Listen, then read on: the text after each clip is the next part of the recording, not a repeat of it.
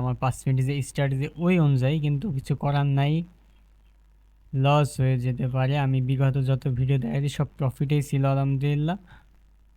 এইটা হয়তো বা লস হয়ে যেতে পারে, এন্ট্রিটা আমি নিতে লেট করে ফেলছি, সেট করে উপরে চলে গিয়েছে। যাক, দেখা যাক ইনশাল্লাহ কি হয়। আমার সেম স্ট্র্যাটেজি সেমভাবে কাজ করে, তো আমি 5 মিনিটের জন্য আপে নিয়েছি।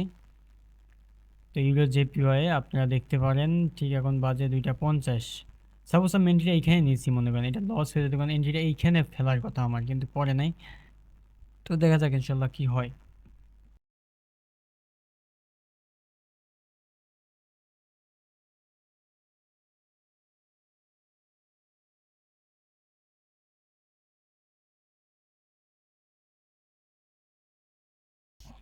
আপনাদেরকে বলেছিলাম যে 5 মিনিট স্টেজে 10টায় 8টা এরকম লস হতে পারে, 8টা প্রফিট হতে পারে, দু একটা লস হতে পারে। তো আজকে এটা লস হয়ে গিয়েছে।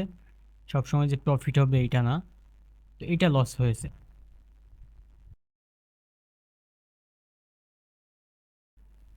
তো এইটা আমাদের 5 মিনিট স্টেজে লস হয়েছে, কোনো ব্যাপার না।